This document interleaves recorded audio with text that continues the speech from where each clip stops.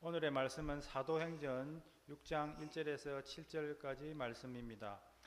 그때의 제자가 더 많아졌는데 헬라파 유대인들이 자기의 과부들이 매일의 구제에 빠짐으로 히브리파 사람을 원망하니 12사도가 모든 제자를 불러 이르되 우리가 하나님의 말씀을 제쳐놓고 접대를 일삼는 것이 마땅하지 아니하니 형제들아 너희 가운데서 성령과 지혜가 충만하여 칭찬받는 사람 7을 택하라.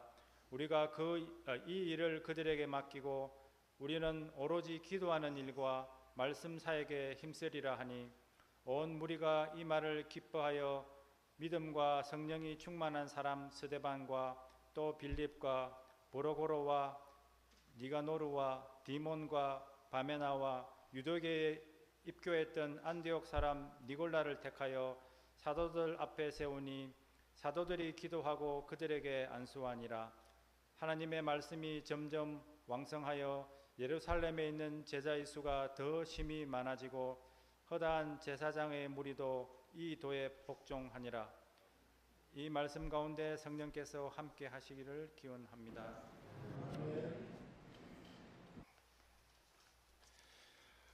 먼저 설교 말씀 드리기 전에 제가 설교할 때 인사하는 말씀이 있거든요. 우리 옆에 사람들 다 같이 오늘 잘 오셨습니다. 인사하겠습니다. 건강하세요. 축복받으세요. 마지막으로 주 안에서 행복하세요. 주 안에서 건강하시고 우리 행복한 우리 부산 중복교회 성도 여러분 되시기를 주의 이름으로 축원드립니다. 먼저 제가 평소에 존경하는 우리 김광호 목사님 교회에서 설교할 수 있도록 해서 너무 감사드리고요. 또 이 우리 부산노회뿐만 아니라 이 부산 지역의 이 중심 역할을 하고 있는 역사와 전통이 있는 우리 부산 중복교회에 와서 말씀을 나눌 수 있어서 너무 감사드리고 고맙습니다. 제가 교회를 많이 다녀보기도 하고 우리 교회는 이제 조그만 시골 교회니까 그런 게 별로 없는데 여기 앞에서 들어보니까 아니 청중에서 찬양 들리는데 한 300명 목소리가 나와요. 그리고 성가대도 한 100여 명 성가대의 목소리가 나오고 내 귀가 이상한가? 지금 여기가 교회가 좋아서 그런가? 왜냐하면 저도 이제 노회 우리 김광 목사님 따라서 저도 이제 등경노회장인데요. 여기 몇 번 쓴 적이 있었거든요. 이 자리에 노회 때나 이럴 때 쓴 적이 있었는데 그때도 그런 목소리가 안 나왔는데 아까 여기 앞에 앉아 있으니까 여기선 300명, 여기선 100명의 목소리가 나와서 내가 귀가 잘못됐나 이제 너무 듣기가 좋고 행복하고 그런 또 어르신들 여러분들의 표정을 보니까 너무 행복해 보이는 게 있어서 감사하다는 생각이 듭니다. 예, 오늘 말씀은요. 먼저 아까 인사드렸고 오늘 말씀 1절에 제자가 더 많아졌다고 했습니다. 오늘 읽은 사도행전 6장 1절을 보면 잠시만요.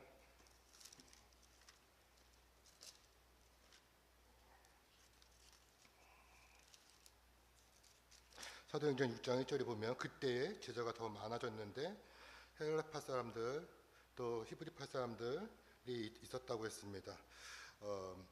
사람이 많아질 때는 거기에 문제도 같이 생기는 것을 볼 수 있어요.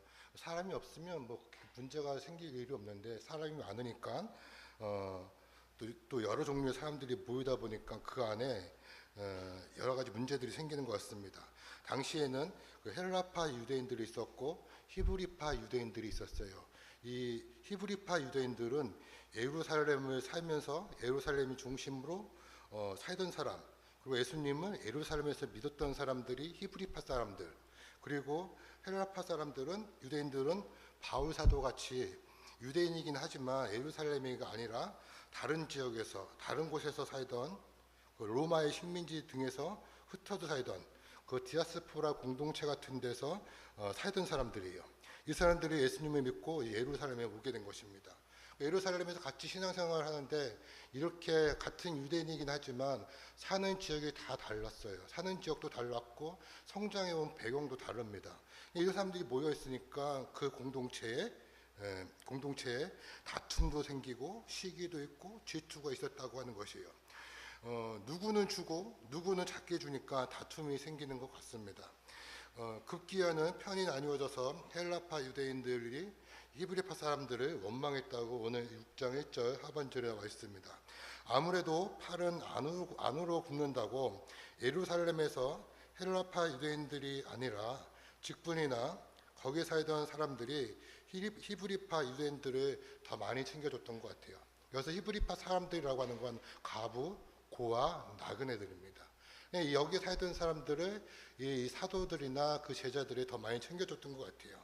누구는 교회가 왜 그러냐 하는 사람도 있고, 교회가 왜 그러냐 흉보는 사람도 있고, 그런 사람들도 있지만, 교회도 사람이 모여 있기에 완전하지 않은 사람들이 모여 있으니까 이런 문제들이 생기는 겁니다. 그러니까 우리도 살다 보면 교회 안에서 문제가 생기고, 교회 안에서 다툼이 생기고, 교회 안에 원망이 생긴다라고 하면 어떤 면에서는 더 좋아할 필요도 있어요. 왜냐하면 그건 사람이 살고 있다는 증거이기 때문에 그렇습니다. 사람이 많이 모였다고 하는 증거이기 때문에 그래요. 저희는 이제 조그만 창녕회라고 조그만 시골교회 있는데 지금 이제 9명, 10명 예배 드립니다. 9명, 10명 드리니까 싸울 일이 있겠어요, 없겠어요? 조용해. 조용합니다. 저는 차라리 더 성도들이 많아가지고 이렇게 이런 좀 시끄러운 소리도 나고 그래야 사람 살맛이 나는 거예요. 저도 이제 아들이 둘이 있는데요. 아이들이 어릴 때는 자기들끼리 다투는 소리도 나고 낑낑대기도 하고 낑낑대기도 하고 그런데 애들이 커가지고 이제 대학생 되고 고등학생 되니까 시골은 고등학교만 되면 다 기숙사 가거든요. 공고든지 상고든지 뭐 인문계든지 다 무조건 갑니다. 시골은 무조건 기숙사를 가야 돼요. 그러니까 이제 왜냐하면 이제 차 대중교통이 안 되니까 거의 다 갑니다. 집도 조용해, 집도 조용해. 집도 조용하니까 이거 사람 사는 것 같지가 않은 거예요. 어느 때는 낑낑대기도 하고 내가 더 많이 먹을 거라고 하고 이런 것도 좀 있어야 사는 재미도 있는데 그러니까 교회도 사람이 없으면 그런 것 같아요.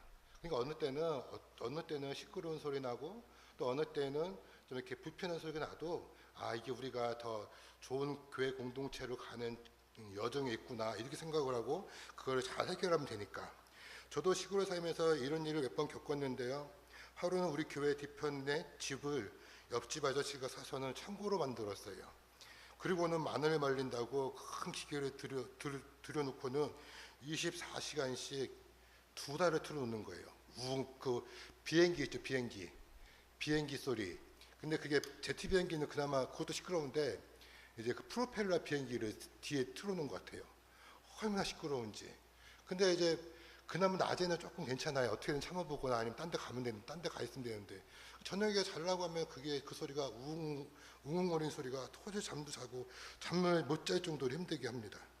그래서 제가 이장님한테 말했어요. 그랬더니 이장님이 너무 시끄러워서 못 살겠어요. 그랬더니 이장님이 저보고 목사님 조금만 참아달라고 하는 거예요. 그게 2달. 그래가지고 어떻게 하냐고. 그래서 제가 이제 근데 나중에 알고 봤더니 자기들끼리 다 친척이야. 먼 친척들이야. 근데 제가 아무리 말해도 이장님이 움직이질 않는 거예요. 왜냐하면 자기들이 거기서 오랫동안 살았으니까 또 먼 친척이고 하니까 그냥 목사님이 무조건 참아달라는 거예요. 아니 그렇게 2달을 어떻게 참아요. 그래서 이제 만약에 우리 교회가 이장님 집이었으면 저 사람이 이렇게 했겠냐고요. 그랬더니 아무 안 하고 가만히 있더라고요. 나중에 이제 해결하긴 했는데 이렇게 막 텃세 부리기도 하고 팔이 안으로 굽는다고 자기들끼리 같은 편 먹고 막 그러는 것 같아요. 그러면 이렇게 다툼이 있고 원망이 있을 때 그러면 해결책이 없느냐? 해결책을 찾아야죠. 아까 제가 불편한 소리나 시끄러운 소리나 낑낑대는 소리 있어도 그것도 거기서 끝나는 게 아니라 그것을 지혜롭게 잘 헤쳐나가는 게 중요하지 않겠습니까? 그럼 어떻게 하면 좋을까? 오늘 읽은 2절에 보니까 사도들이 그 제자들을 불러서 모아놓고 이렇게 이야기해요. 뭐라고 하냐면 우리가 하나님의 말씀을 제쳐놓고 접대를 일삼는 것이 마땅하지 않다 그랬어요.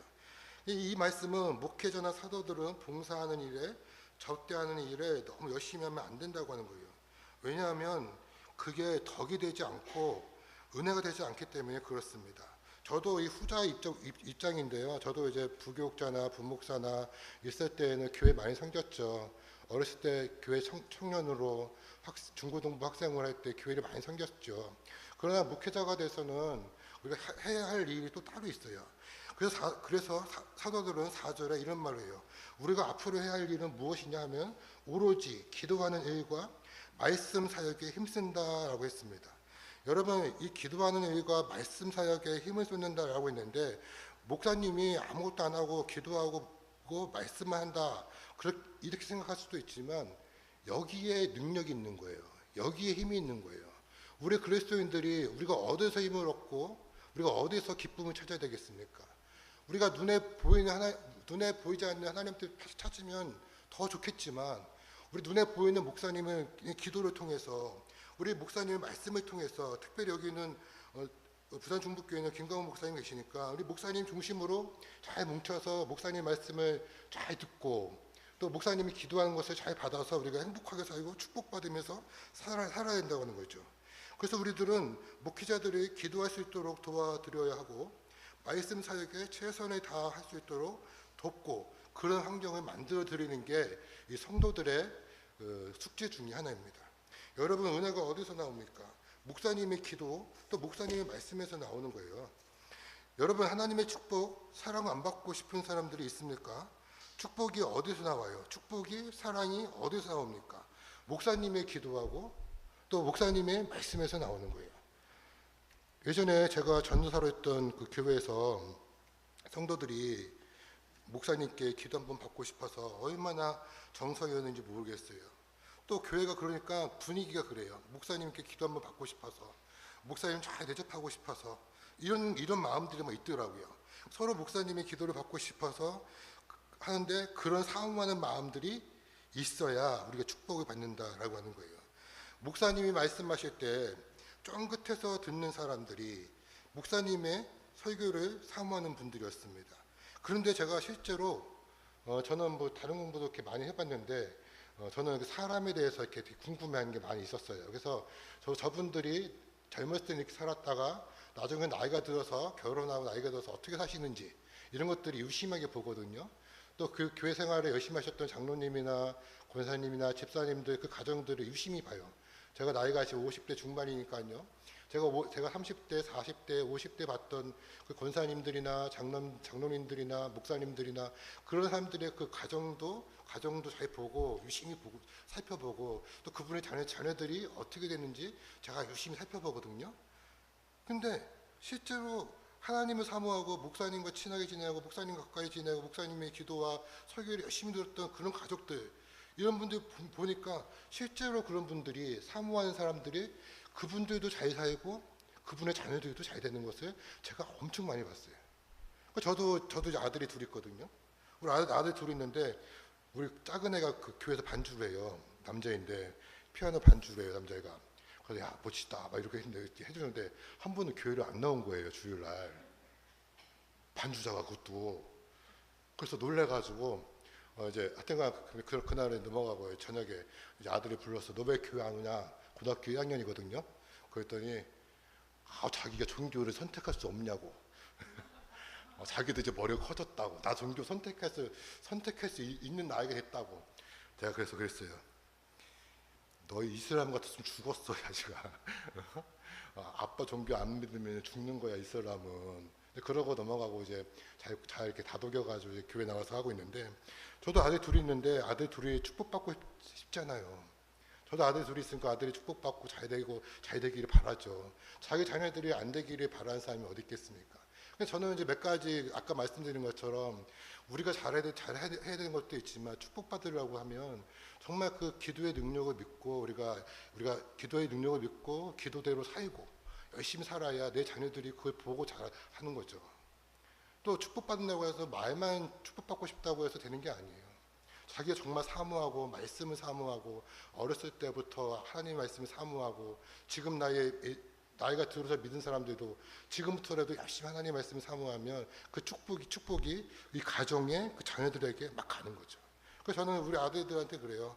교회도 잘 다니고 뭐도 하지만 제가 언제까지 너네는 같이 살지는 모르겠지만 왜냐면 요새는 이제 결혼하면 다 흩어지잖아요. 지금도 이제 대학교 갔다고 기숙사 가서 오지도 않는데 이제 벌써 한 20살만 되면 이제 다 흩어져 사는 거야.